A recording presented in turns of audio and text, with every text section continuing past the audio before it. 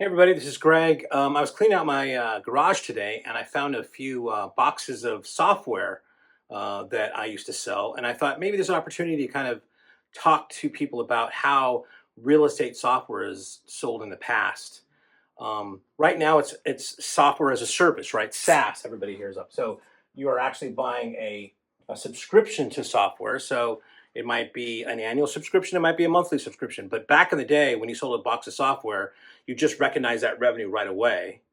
And then let's say at the end of the month, you were at $243,000 worth of sales. I would go and say, okay, well now it's September, and I'm basically starting at zero again.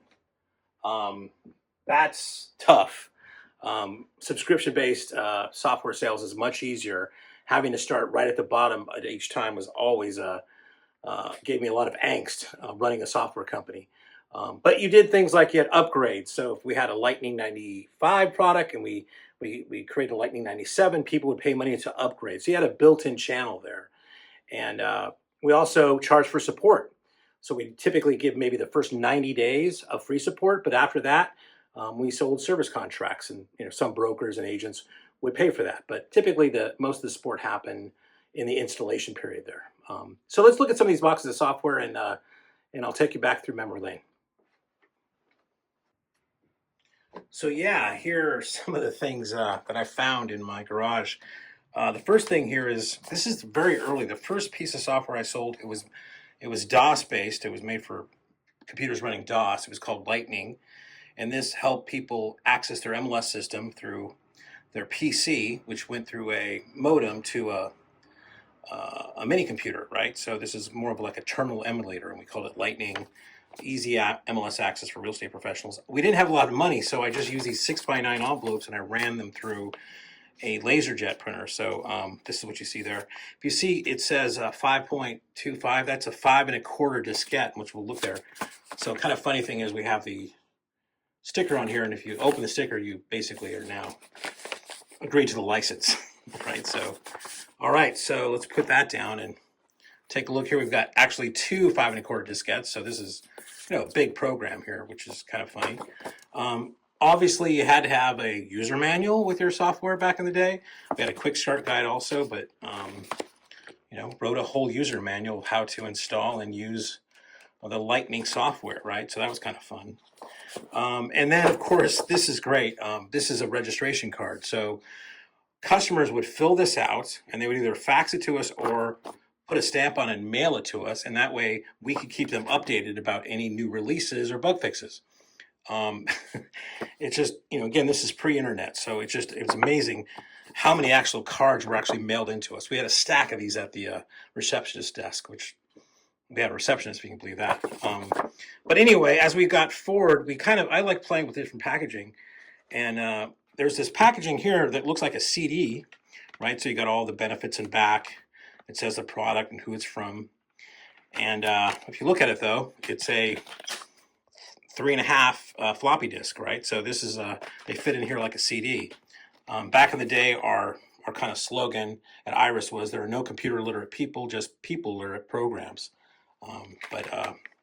And this came out, right? So it's got a little booklet here and a quick start guide of some of the features of it. This is the Windows version. I remember going from DOS to Windows.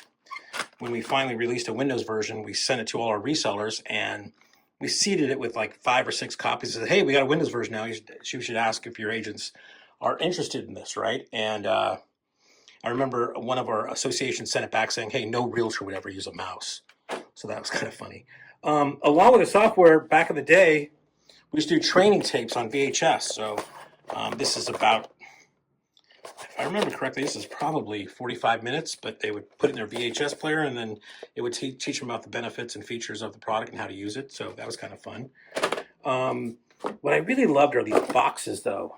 This is like you would go to Egghead Software or Best Buy, and you'd buy all these software in the boxes, right? So they'd have the, spine of it with the thing here. The back would have all that. And I remember designing these things and everything like that.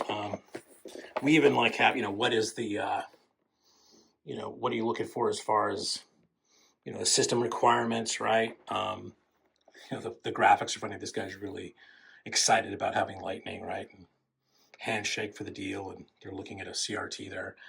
Just kind of fun stuff for that. Same thing here with our Lightning CMA Plus, right? I used to put stickers on this depending on what I had in there. Sometimes it would just be the CMA, sometimes I'd add Lightning.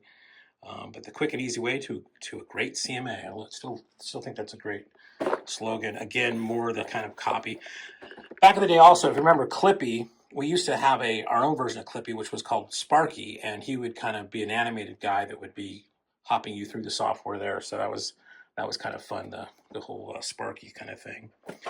Well, let's take a look inside of one of these things. What does it look like, right? A little unboxing, and we would have at that point a key disc, right? A key disc to kind of help everything, and then we have CDs. We have another kind of like installation kind of manual or quick start guide about using the maps. We have to use separate map software, and then a quick start guide, right, which we designed and built or printed that went in there, so everybody got this kind of cool thing. And then we have this again, registration card that they could mail into us, and then we would talk about the other products that we try to upsell them to. But really interesting. I just thought it was funny to see these things and maybe give you guys a little blast from the past to take a look. But yeah, that's how we used to sell software boxes. Pretty cool. All right. This has been Greg with Giant Steps, and hey, reach out if you need any help. Thanks.